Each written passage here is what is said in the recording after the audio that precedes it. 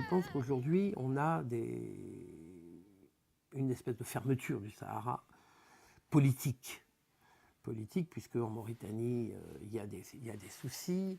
Au Niger, on a de gros soucis. Au Mali, on a de gros soucis. En Algérie, on a de gros soucis. Et je pense que la vision de l'extérieur, de l'occidental, qui, dans son imaginaire, englobe l'ensemble du désert comme une immense dune, alors que les dunes ne font que 20% de sa surface, c'est un peu la même chose. C'est une image de carte postale qui rétrécit, en finalité, les problèmes. Je pense que dans chaque pays, aujourd'hui indépendant, les problèmes sont totalement différents.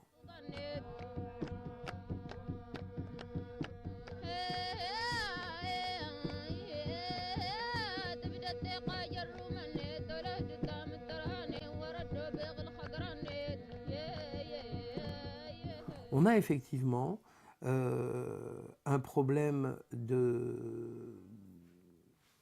avec Al-Qaïda. Il ne faut pas se leurrer, mais je pense que ce n'est pas le principal problème, en toute sincérité. On a des salafistes, on a effectivement des salafistes dans certaines zones. Je ne pense pas que les salafistes sont installés partout au Sahara, ce sont des petites zones. On a aussi des problèmes qui n'ont rien à voir avec les salafistes, on a des problèmes de gouvernement, de gouvernance. On a des problèmes de trafic. Le Sahara, effectivement, est devenu une zone de trafic. Et les nomades sont des transporteurs. Donc, certains nomades en profitent pour transporter. Mais, en définitive, les trafics ne sont pas nés au Sahara. Ils sont nés en Amérique du Sud. Ils sont nés sur les côtes africaines. Et ils vont vers l'Europe. Tous ces trafics, ça peut engendrer des trafics d'hommes, des trafics de cigarettes, des trafics de drogue, des trafics d'armes. Tout ça fait que, effectivement, le Sahara est parcouru en tous sens par un bon nombre de grands brigands. Mais là aussi, c'est quand même tout à fait minime. Je veux dire, on ne tombe pas tous les jours sur des trafiquants dans le désert. C'est loin de là même. Et je dirais que ces gens-là, en général, voyagent de nuit et sont le plus discrets possible.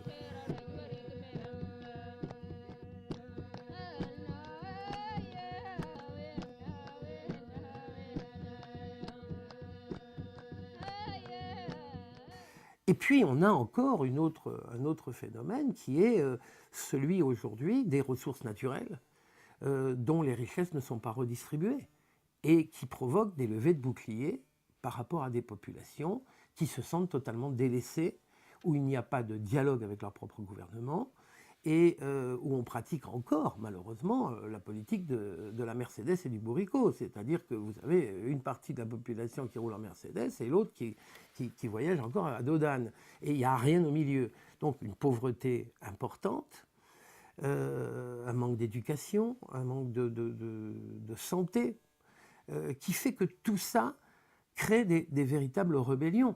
Il y a un ras-le-bol de certaines populations, comme effectivement, on peut prendre l'exemple des Touaregs au Niger, qui effectivement se sentent totalement délaissés et qui aujourd'hui, dont certains aujourd'hui ont pris les armes, car en fait, ce qu'on oublie, c'est qu'une grande partie des Touaregs ne bougent pas aujourd'hui, notamment les Touaregs de l'Azawad, dans l'ouest du Niger, il n'y a pas de rébellion.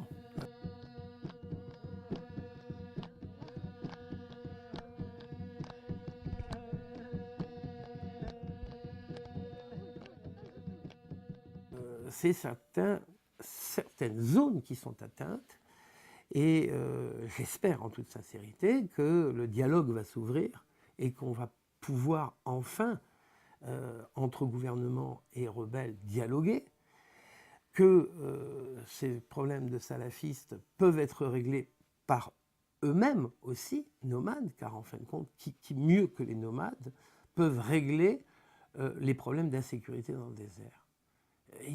Ils connaissent leur terrain parfaitement. Si on les encourage et si on leur donne suffisamment un niveau de vie de qualité, si on encourage ces gens à évoluer vers du positif, c'est eux-mêmes qui prendront en charge ces problèmes.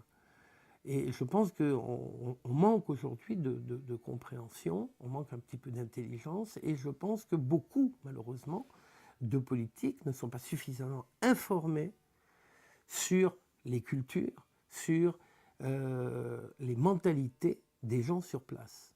on voit toujours, en définitive, le nomade par le petit bout de la lorgnette, et on craint le nomade, ce qui est une imbécilité. Le nomade n'est pas différent de nous, il a les mêmes problèmes que nous.